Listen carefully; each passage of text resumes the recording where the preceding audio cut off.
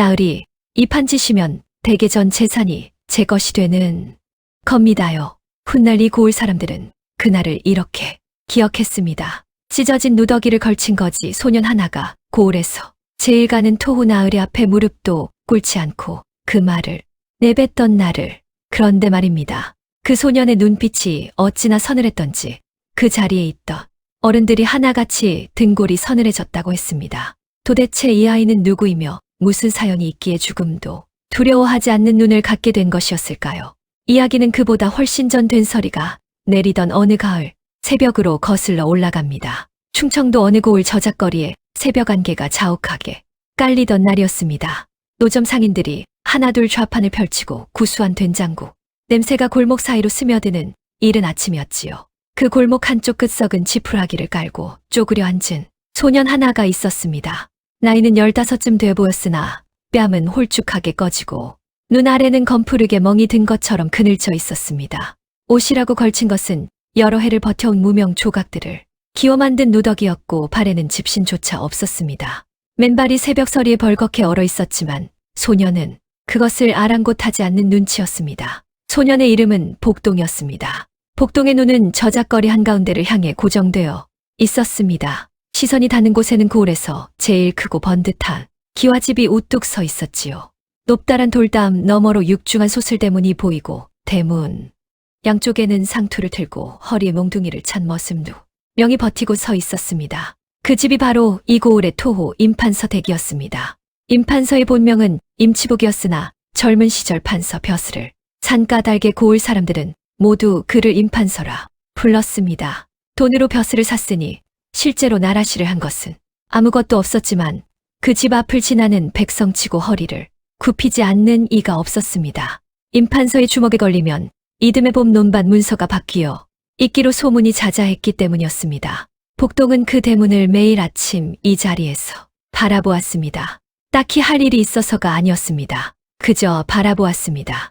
마치 무언가를 새기듯 잊지 않으려는 듯 말입니다. 복동의 품 안에는 낡고 다른 보자기 하나가 늘 있었습니다. 보자기 안에는 반질반질하게 손때가 묻은 나무 바둑판 하나와 오래된 바둑돌 주머니 2개가 들어 있었지요. 바둑판 모서리에는 작은 글씨로 무언가가 새겨져 있었는데 그를 모르는 이는 알아볼 수 없는 것이었습니다. 거지 소년이 그를 안다는 것 자체가 이미 이 아이가 예사롭지 않다는 증거였습니다. 그날 아침 임판서 댁 사랑채 쪽에서 왁자한 웃음소리가 담을 넘어왔습니다. 복동은 귀를 세웠습니다.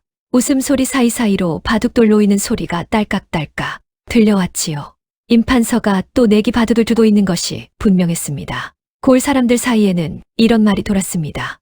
임판서가 내기 바둑으로 빼앗은 논밭이 이 고을 전체 논밭의 3할이 넘는다고요. 처음에는 쌀며 가마를 판돈으로 내걸고 시작하다가 판이 무르익으면 어느새 논문서가 판돈으로 올라와 있었습니다. 그리고 임판서가 진 적은 단 한 번도 없었습니다. 아직까지는요. 저작거리에 국밥집을 차린 곰보 아저씨가 복동 옆을 지나다 혀를 끌끌 찼습니다. 야 이놈아, 또 거기서 뭘 쳐다보고 있냐. 저 집 담이 닳겠다. 복동은 대답하지 않았습니다. 곰보 아저씨는 한숨을 푹 쉬며 국밥 한 그릇을 복동 앞에 내려놓았습니다. 먹어라. 공짜다. 근데 복동아, 제발 그 집 쳐다보는 거 그만해라. 저 집에 눈 잘못 뒀다가 논밭 날린 사람이 한둘이 아니다.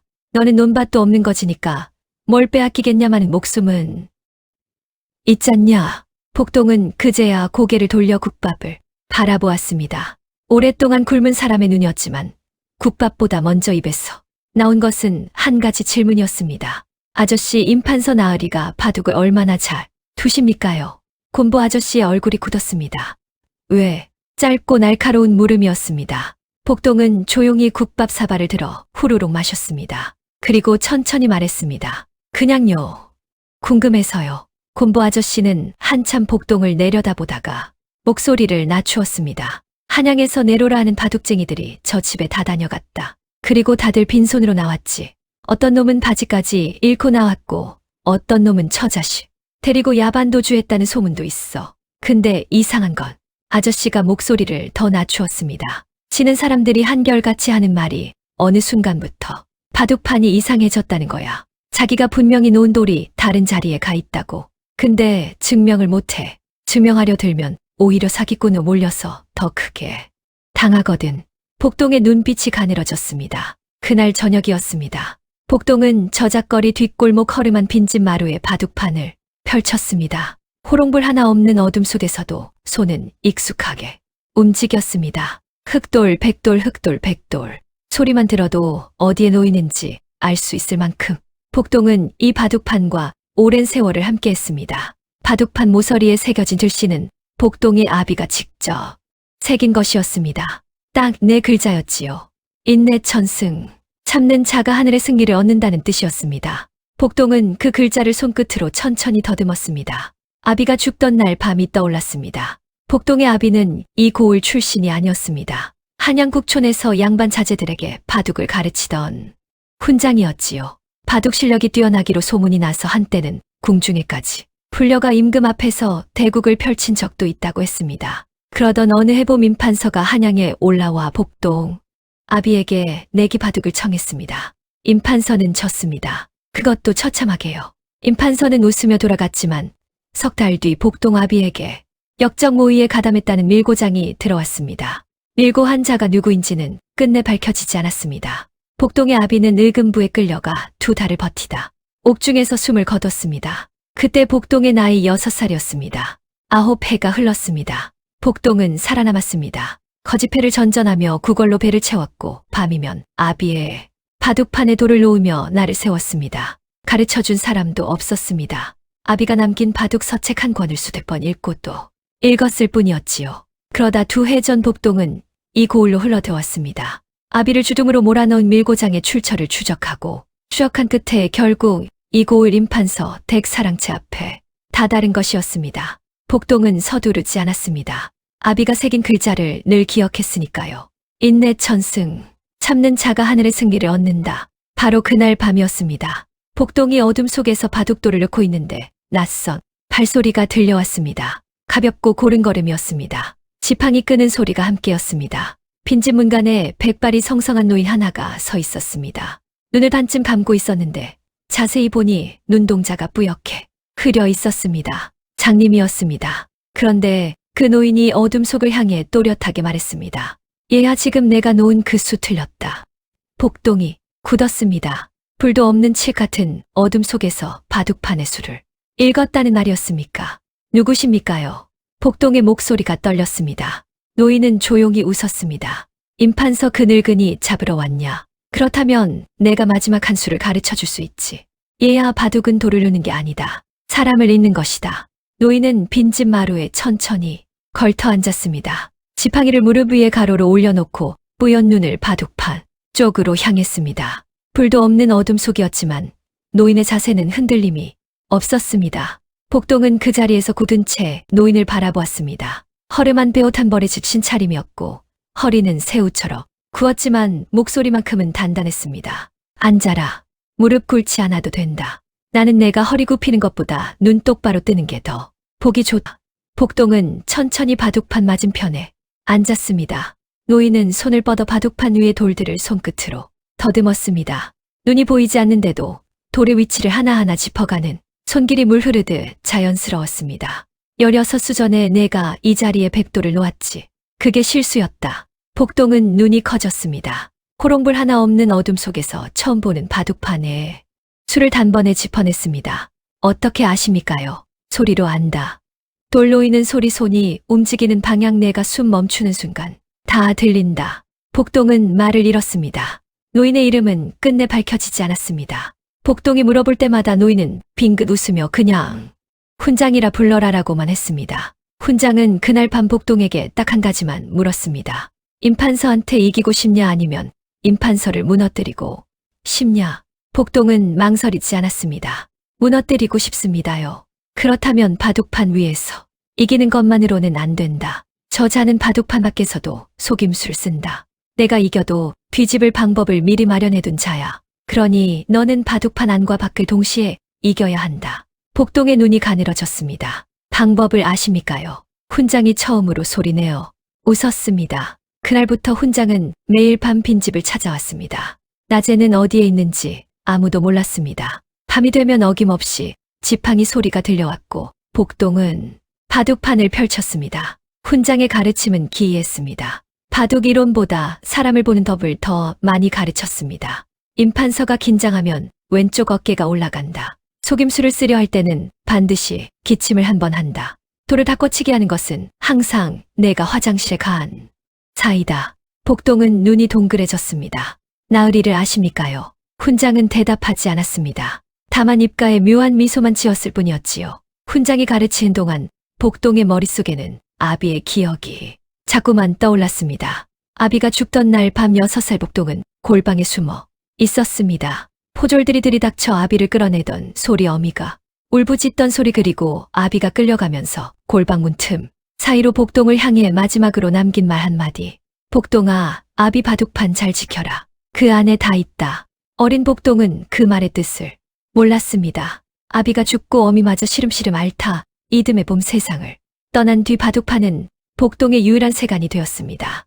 10해 가까이 그 바둑판을 품고 다니면서도 복동은 아비의 말뜻을 알지 못했습니다. 그런데 훈장을 만난 지 사흘째 되던 날 밤, 훈장이 뜬금없이 말했습니다. 바둑판 모서리 오른쪽 아래 각을 손톱으로 눌러봐라. 복동은 영문도 모른 채 손톱으로 모서리를 눌렀습니다. 딸깍 소리가 나더니 바둑판 바닥이 살짝 들렸습니다. 복동의 손이 떨렸습니다. 얇은 나무판 밑에 작은 공간이 있었고 그 안에 기름종이에 꼭꼭 쌓인 문서 2장이 들어 있었습니다. 복동은 호롱불도 없는 어둠 속에서 그 문서를 꺼내 쥐었습니다. 손이 멈추지 않고 떨렸습니다. 이튿날 아침 복동은 곰보 아저씨 국밥집으로 달려갔습니다. 아저씨, 이것 좀 읽어주십시오. 곰보 아저씨는 문서를 받아들고 한동안 말을 잃었습니다. 문서 하나는 임판서가 복동 아비를 역적으로 밀고 한 서찰의 초안이었습니다. 아비의 필체가 아닌 임판서 특유의 획이 비뚤어진 글씨체였지요.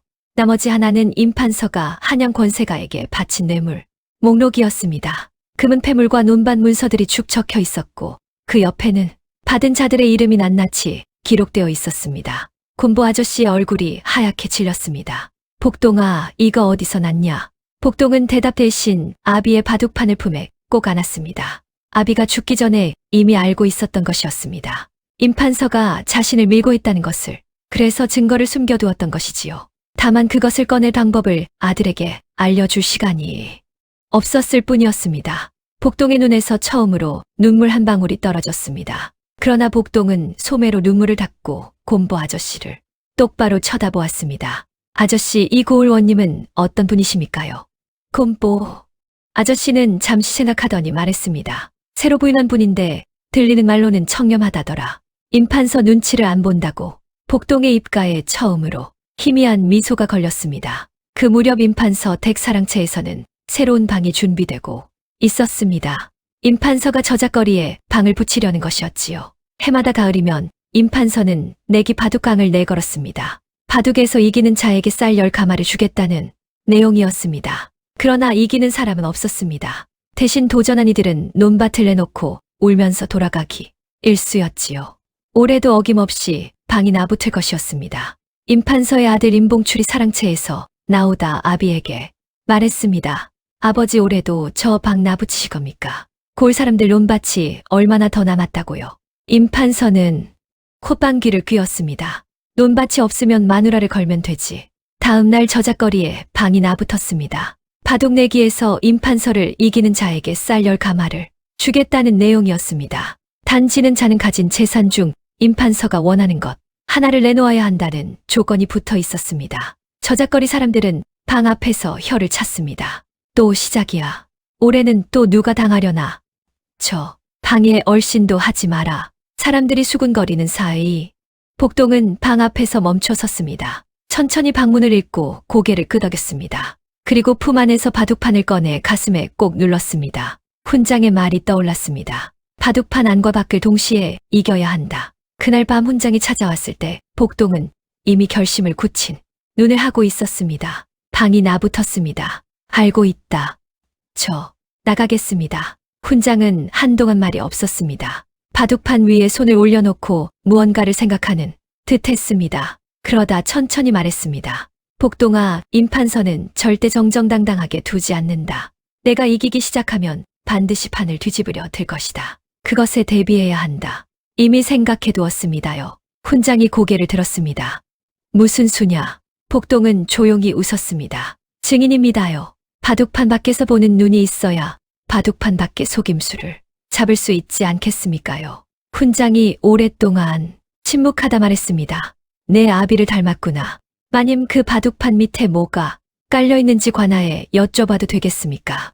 임판서의 앞마당에 그 말이 떨어지던 날 하늘은 구름 한 점 없이 맑았습니다. 그런데도 임판서 댁 사람들은 그 순간 천둥이 치는 것 같았다고 훗날 입을 모았습니다. 그 말을 한 사람은 다름 아닌 누더기 차림의 15 살거지 소년이었으니까요. 그러나 그날 그 한마디가 나오기까지 저작거리에서는 사흘에 걸쳐 아무도 예상치 못한 일들이 벌어지고 있었습니다. 방이 나붙은 다음 날 아침이었습니다. 저작거리 한가운데 멍석 하나가 깔리고 임판서 댁 바둑 심부름꾼 돌쇠가 바둑판을 펼쳤습니다. 돌쇠는 임판서의 신복으로 내기 바둑 때마다 옆에서 시중을 드는 자였습니다. 나이는 40줄에 눈이 작고 입이 널쩍했으며 늘 번들거리는 웃음을 달고 다녔습니다. 그 웃음이 실은 상대를 얕보는 것이라는 사실을 처음 보는 사람은 몰랐습니다. 자, 어서들 오시오.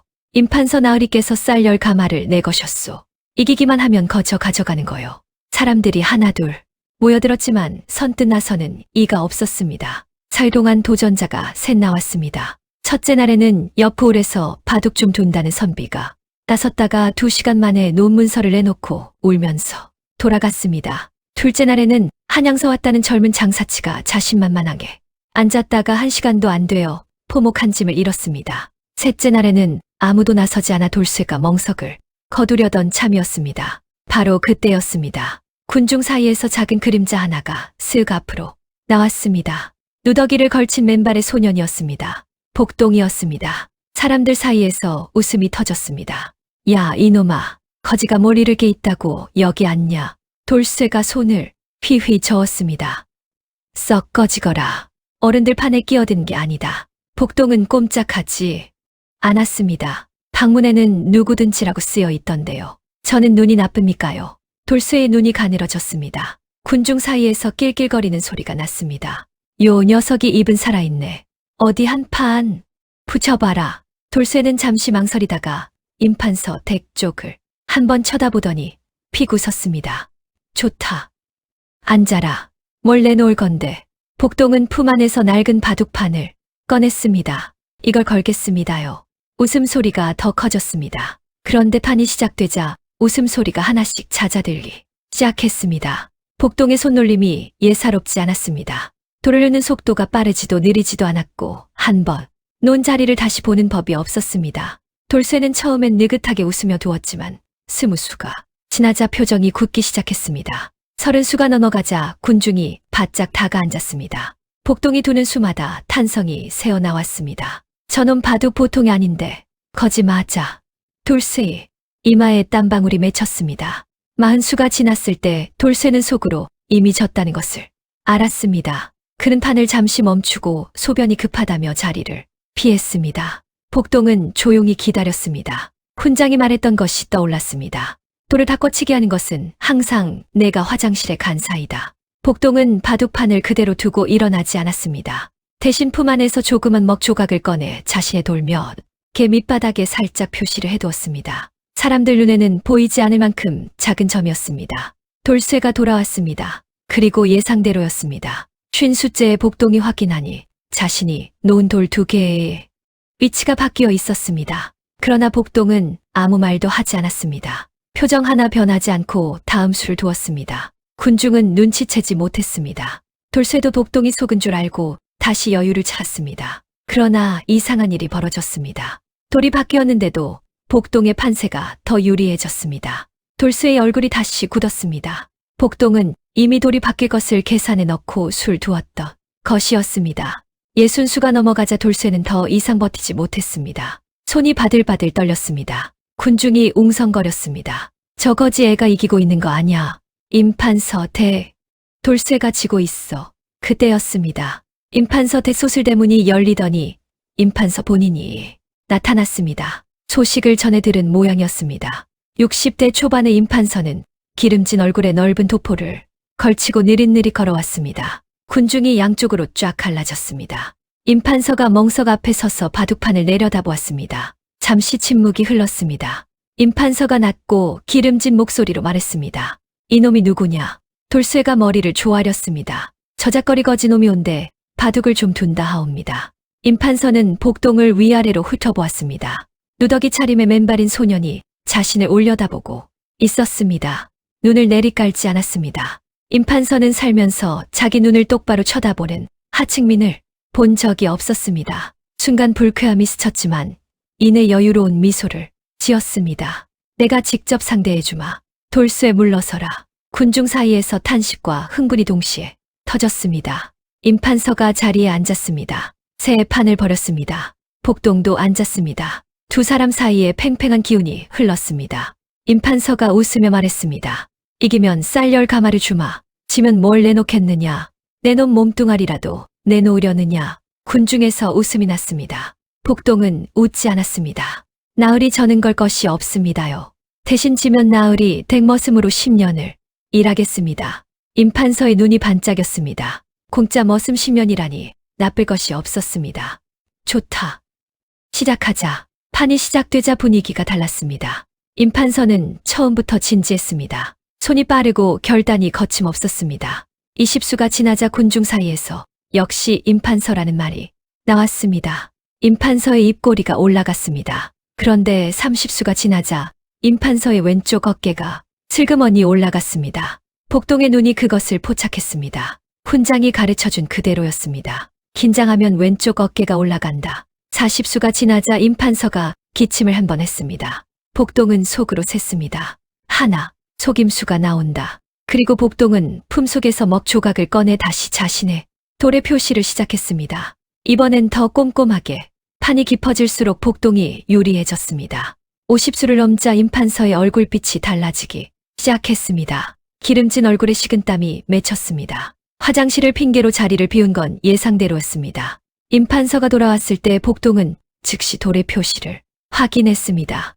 역시 두 곳이 바뀌어 있었습니다. 복동은 이번에도 아무 말 하지 않았습니다. 다만 마음속으로 중요한 것을 기록했습니다. 어떤 돌이 어느 위치에서 어느 위치로 옮겨졌는가. 증거가 하나씩 쌓이고 있었습니다. 군중 속 어딘가에서 곰보 아저씨가 조용히 지켜보고 있었습니다. 70수가 지났을 때였습니다. 복동이 돌을 놓으려다 손을 멈췄습니다. 그리고 천천히 고개를 들어 임판서를 바라보았습니다. 임판서도 복동을 바라보았습니다. 두 사람 사이에 아무 말도 없었습니다. 복동이 조용히 말했습니다. 나으리 이 판 지시면 대계전 재산이 제 것이 되는 겁니다요. 군중이 순간 숨을 멈췄습니다. 임판서의 눈에 처음으로 분노가 번뜩였습니다. 이놈이. 복동은 그 눈을 피하지 않았습니다. 그리고 마님. 복동의 시선이 임판서 댁담 넘어 안채 쪽을 향했습니다. 그 바둑판 밑에 뭐가 깔려 있는지 관아에 여쭤봐도 되겠습니까? 임판서의 얼굴이 하얗게 질렸습니다. 나으리께서 저를 거지라 하셨지요. 맞습니다요. 허나 지금 이 자리에서 거지가 누구인지는 하늘이 아십니다. 그 말이 관아 마당에 쩌렁쩌렁 울려 퍼지던 날 고을 사람들은 두 가지를 동시에 느꼈다고 했습니다. 하나는 통쾌함이었고 또 하나는 두려움이었습니다. 임판서의 얼굴이 보랏빛으로 물들고 있었기 때문이었습니다. 그러나 그 순간에 이르기까지 복동이 견뎌야 했던 시간은 결코 짧지 않았습니다. 복동이 바둑판 밑을 언급하던 순간 임판서는 판을 뒤집어 엎었습니다. 바둑돌이 멍석 위로 와르르 쏟아졌습니다. 이놈이 어디서 감히. 임판서의 목소리가 떨렸습니다. 분노인지 두려움인지 구분하기 어려운 떨림이었습니다. 임판서가 손가락으로 복동을 가리키며 돌쇠에게 소리쳤습니다. 저 거지 녀석 당장 잡아라. 자기 바둑으로 나를 속이려 든 놈이다. 군중이 웅성거렸습니다. 복동은 자리에서 일어나지 않았습니다. 돌쇠와 머슴들이 달려들어 복동의 양팔을 잡아챘습니다. 복동은 끌려가면서도 소리를 지르거나 발버둥치지 않았습니다. 다만 군중을 향해 또렷한 목소리로 말했습니다. 여러분, 제 바둑돌 밑에 먹으로 표시가 되어 있습니다. 판이 뒤집혔지만 돌은 멍석 위에 있습니다. 표시된 돌과 바뀐 자리를 확인해 주십시오. 그 말을 남기고 복동은 임판서 댁 안으로 끌려 들어갔습니다. 군중이 멍석 위로 몰려들었습니다. 곰보 아저씨가 무릎을 꿇고 돌을 하나하나 뒤집기 시작했습니다. 임판서 댁 행랑채 골방에 던져진 복동은 문이 잠기는 소리를 들었습니다. 어둡고 좁은 방이었습니다. 쥐 냄새가 났습니다. 복동은 벽에 등을 기대고 앉았습니다. 바둑판은 뺏기지 않았습니다. 끌려올 때 품에 꼭 안고 있었기 때문이었지요. 복동은 어둠 속에서 바둑판 모서리의 글씨를 손끝으로 더듬었습니다. 인내 천승, 참는 자가 하늘의 승리를 얻는다. 무서웠습니다. 솔직히 말하면 복동은 무서웠습니다. 그러나 이미 오래전부터 무서움과 함께 사는 법을 배운 아이였습니다. 얼마나 지났을까요? 골방문이 열리고 임봉출이 들어왔습니다. 임판서의 아들이었습니다. 나이는 30대 초반으로 아비와 달리 야위고 눈빛이 불안정했습니다. 그는 주위를 살피고 문을 닫더니 복동 앞에 쪼그려 앉아 낮은 목소리로 말했습니다. 야, 이놈아. 바둑판 미지 얘기 어디서 들었냐? 복동은 대답하지 않았습니다. 임봉추의 눈빛이 흔들렸습니다. 아버지가 오늘 밤 너한테 매질을 시킬 작정이다. 그 전에 어디서 들었는지 말하면 내가 내보내줄 수도 있다. 복동은 임봉추를 바라보았습니다. 이 사람은 아비가 두렵다. 그리고 아비를 싫어한다. 서방님, 복동이 처음으로 임봉추에게 말을 건넸습니다. 서방님은 아버님이 하시는 일이 옳다고 생각하십니까요? 임봉출이 굳었습니다. 복동이 계속했습니다. 지금까지 이 고을에서 논밭 뺏긴 사람이 수십 명입니다요.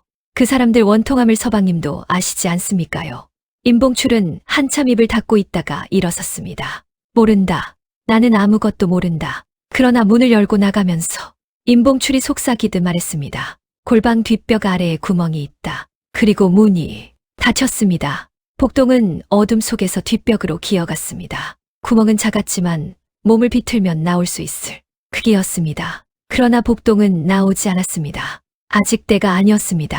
복동은 그 구멍 앞에 앉아 밤을 기다렸습니다. 밤이 깊어지자 임판서 댁 안이 소란스러워졌습니다. 저작거리에서 곰보 아저씨가 먹표시가 된 돌들을 모아 관아에 달려갔다는 소식이 들어온 모양이었습니다. 임판서의 고함 소리가 담을 넘어 들렸습니다. 그리고 얼마 뒤 골방문이 다시 열렸습니다. 이번엔 돌쇠와 머슴둘이었습니다. 그들의 손에는 몽둥이가 들려 있었습니다. 복동은 매를 맞았습니다. 몽둥이가 등과 어깨를 내리쳤습니다. 복동은 이를 악물었습니다. 소리를 내지 않으려고 온 힘을 다했습니다. 바둑판만큼은 놓지 않았습니다. 팔로 감싸고 웅크렸습니다. 돌쇠가 말했습니다. 바둑판 내놔라. 그 안에 뭐가 있는지 알고 있다. 복동은 대답하지 않았습니다. 돌쇠가 빼앗으려 손을 뻗었습니다. 복동이 처음으로 소리를 질렀습니다. 안 됩니다. 그러나 결국 바둑판이 뽑혀 나갔습니다. 복동의 눈에서 눈물이 흘렀습니다. 아비의 바둑판이었습니다. 그러나 이미 늦었습니다. 바둑판 바닥의 비밀 공간은 비어 있었습니다. 복동은 열흘 전에 이미 문서를 꺼내 곰보 아저씨에게 맡겨두었습니다. 돌쇠가 바둑판을 이리저리 뒤집으며 아무것도 없다는 것을 확인하는 순간 복동은 뒷벽의 구멍을 향해 기었습니다. 몸이 쑤시고 어깨가 타는 것 같았지만 멈추지 않았습니다. 구멍을 빠져나왔습니다. 행랑채 뒷길이었습니다. 달이 밝은 밤이었습니다. 복동은 달을 보았습니다. 그리고 이를 악물고 관아를 향해 달렸습니다. 관아 앞에는 이미 곰보 아저씨가 와 있었습니다. 그리고 그 옆에 복동이 전혀 예상치 못한 사람이 서 있었습니다. 훈장이었습니다. 지팡이를 짚고 뿌연 눈을 한 채 관아 앞마당에서 있는 늙은 훈장이었습니다. 복동은 달려가다 멈췄습니다. 훈장이 고개를 복동 쪽으로 돌렸습니다. 눈이 보이지 않는데도 복동의 위치를 정확하게 찾아냈습니다. 왔구나. 훈장님 어떻게 여기에? 이 아이. 보증을 서러 왔다. 훈장의 목소리가 달랐습니다. 저작거리 빈집에서 복동에게 말을 건넬 때와는 전혀 다른 무게 있고 단단한 목소리였습니다. 원님이 직접 나왔습니다. 새로 부임한 원님은 40대 초반으로 반듯한 눈매에 입술이 굳게 다물어진 사람이었습니다. 그는 훈장을 보고 잠시 눈을 크게 떴다가 이내 공손하게 허리를 굽혔습니다. 어르신 이 시각에 어인일이십니까? 복동은 이상하다고 생각했습니다. 원님이 훈장에게 예를 갖춘 것이 예사롭지 않았습니다. 훈장이 조용히 말했습니다. 이 아이가 임판서의 줄상을 낱낱이 증거로 갖추었소. 들어주시겠소. 원님이 고개를 끄덕였습니다. 그리고 복동을 바라보았습니다. 들어오너라. 관아 안에서 복동은 가진 것을 모두 꺼냈습니다. 곰보 아저씨가 가져온 먹표시 바둑돌들, 임판서가 돌을 바꿔치기 하는 것을 목격한 저작거리 증인 3그리고 아비의 바둑판 속에 숨겨져 있던 문서 2장. 원님은 문서를 천천히 읽었습니다. 읽는 내내 표정이 굳어갔습니다. 문서 안에는 임판서의 악행이 수십 년에 걸쳐 촘촘하게 기록되어 있었습니다. 격적 밀고 뇌물 목록 내기 바둑 사기 내역. 원님이 문서를 내려놓고 말했습니다. 포조를 보내 임판서를 잡아오너라. 임판서가 관아 마당에 끌려왔습니다. 도포 자락이 흐트러지고 상투가 한쪽으로 기울었지만 눈빛은 여전히 오만했습니다. 군중이 관아 밖에 가득 모여 있었습니다. 임판서는 복동을 보자 손가락을 들었습니다. 원님, 저 거지 녀석이 저를 모함하고 있습니다. 저런 천한 것의 말을 어찌 믿으십니까? 원님은 대답하지 않고 복동을 보았습니다. 복동이 앞으로 나섰습니다. 매맞은 어깨가 쑤셨지만 허리는 굽히지 않았습니다. 그리고 임판서를 똑바로 올려다보며 말했습니다. 나으리께서 저를 거지라 하셨지요. 맞습니다요. 허나 지금 이 자리에서 거지가 누구인지는 하늘이 아십니다. 오늘부로 이 고을에서 바둑 내기로 사람 잡는 짓은 멸문지화로 다스릴 것이다. 원님의 그 한마디가 관아 마당을 가득 채웠을 때 수십 년 동안 눌려 살던 고을. 사람들의 눈에서 눈물이 흘렀습니다. 그리고 그 눈물들 사이에서 가장 조용하게 울고 있는 사람은 누더기 차림의 15살 소년이었습니다. 복동은 소리내어 울지 않았습니다. 그저 이를 악물고 눈물을 흘렸습니다. 아비가 그리웠습니다. 원님의 판결은 사흘에 걸쳐 이루어졌습니다. 증거가 분명했습니다. 임판서가 바둑 사기로 빼앗은 논밭 문서들이 임판서 댁 사랑채 뒷창고에서 수십 묶음이 쏟아졌습니다.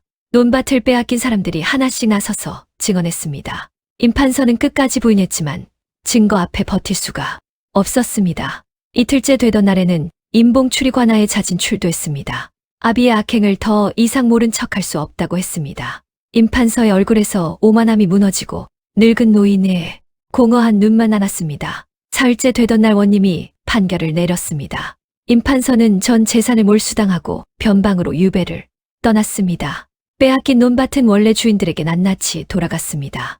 임봉출은 잦은 출두의 공을 인정받아 먼 고을로 이사를 명받는 것으로 마무리되었습니다. 그리고 원님은 복동 아비의 역적 밀고 건을 한양 의금부에 재조사를 요청하는 공문을 올렸습니다. 공문에는 임판서가 쓴 밀고 서찰 초안이 증거로 첨부되었습니다. 관아 마당에 모인 고을 사람들이 일제히 박수를 쳤습니다.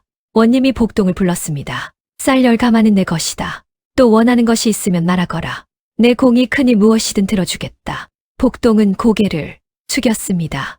원님 쌀은 이 고을에서 논밭을 잃고 굶는 사람들에게 나눠주십시오. 원님이 눈썹을 올렸습니다. 그러면 너는? 복동이 고개를 들었습니다. 저는 아비의 명예 하나만 돌려주시면 됩니다요. 그것으로 족합니다요. 관아 마당이 조용해졌습니다. 원님은 한참 복동을 바라보다가 천천히 고개를 끄덕였습니다. 그리하겠다. 그날 저녁 복동은 저작거리 빈집으로 돌아왔습니다. 바둑판을 돌려받은 것은 관아에서였습니다. 돌쇠가 빼앗아 간 것을 원님이 돌려준 것이었지요. 복동은 바둑판을 마루에 펼쳤습니다. 그리고 훈장을 기다렸습니다. 그러나 밤이 깊도록 지팡이 소리가 들리지 않았습니다. 복동은 처음으로 불안함을 느꼈습니다. 관아 마당에서 원님이 훈장에게 공손히 허리를 굽히던 장면이 자꾸 떠올랐습니다. 훈장은 도대체 누구였을까요? 이튿날 아침 곤보 아저씨가 복동을 찾아왔습니다. 손에 낡은 편지 한 통을 들고 있었습니다. 어제 저녁에 웬 노인이 이걸 두고 갔다. 너 주라고. 복동은 편지를 받아 펼쳤습니다. 글씨가 반듯하고 힘이 있었습니다. 편지에는 이렇게 쓰여 있었습니다. 내 아비와 나는 젊은 시절 바둑것이었다. 임판서에게 당한 것도 나 역시 마찬가지였으나 때를 기다렸다. 내가 그 때를 만들어 주었구나. 바둑판 속 문서는 내가 내 아비에게 부탁하여 숨겨둔 것이다. 아비가 먼저 가는 바람에 내게 전하지 못했다. 수고했다. 복동이 편지를 쥔 손이 떨렸습니다. 편지 끝에는 한 줄이 더 있었습니다. 나는 오래전 바둑을 그만두었다. 그러나 눈이 멀어도 바둑판의 소리는 들린다. 내 아비가 그랬듯이 너도 그럴 것이다. 복동은 편지를 접어 바둑판 위에 올려놓았습니다. 그리고 오래도록 그것을 바라보았습니다. 훈장이 누구였는지는 끝내 알 수 없었습니다. 다만 한 가지는 알 수 있었습니다. 아비가 혼자가 아니었다는 것, 그리고 복동도 혼자가 아니었다는 것이었습니다. 봄이 왔습니다. 돌아온 논밭에 씨앗을 뿌리는 사람들의 손이 분주했습니다. 저작거리에는 오랜만에 웃음소리가 넘쳤습니다. 곰보 아저씨 국밥집은 그날따라 공짜 국밥을 돌렸습니다. 복동은 저작거리 한쪽에 앉아 그 모습을 바라보았습니다. 누더기는 여전했고 맨발도 여전했습니다. 달라진 것이 있다면 눈빛이었습니다. 오래도록 얼어있던 눈빛에 처음으로 봄이 들어와 있었습니다. 원님이 한양에 올린 공문에 답이 온 것은 그로부터 한 달 뒤였습니다. 복동 아비의 역적 누명이 공식적으로 벗겨진다는 내용이었습니다. 원님이 직접 복동에게 그 문서를 건네주었습니다. 내 아비가 억울하게 가셨구나. 복동은 문서를 받아 들고 한동안 말이 없었습니다. 그리고 천천히 무릎을 꿇었습니다. 아비에게 하고 싶은 인사였습니다. 땅을 향해 엎드린 복동의 어깨가 처음으로 크게 흔들렸습니다. 이번에는 소리내어 울었습니다. 아버지, 다 됐습니다요. 이제 됐습니다요. 골 사람들은 두고두고 그 애를 기억했습니다. 거지 소년 하나가 바둑판 하나 들고 나타나 고을을 뒤흔들던 해를. 복동이 이후 어디서 어떻게 살았는지는 기록에 남아 있지 않습니다. 다만 곰보 아저씨는 훗날 이렇게 말했다고 합니다. 그 아이 눈빛이 어쩌면 그렇게 아비를 닮았던지 모르겠어. 바둑판만 펼치면 세상이 다 보이는 것 같은 눈이었거든. 그런 눈을 가진 아이가 어디서 굶어 죽겠냐. 그 말이 이 이야기의 마지막입니다. 저작거리 빈집 마루에는 오래도록 낡은 바둑판 하나가 놓여 있었습니다. 복동이 두고 간 것이었습니다. 바둑판 모서리에는 작은 글씨가 새겨져 있었지요. 인내 천승. 지나가던 사람들이 가끔 그 글씨를 들여다보았습니다. 뜻을 아는 사람은 고개를 끄덕였습니다. 뜻을 모르는 사람은 그냥 지나쳤습니다. 그러나 그 바둑판 앞에서 발걸음을 멈춘 사람들은 한결같이 한 가지를 느꼈다고 했습니다. 오래된 나무 냄새 속에 무언가 따뜻한 것이 스며 있다고. 그것이 무엇인지는 굳이 말하지 않아도 알 것 같았습니다.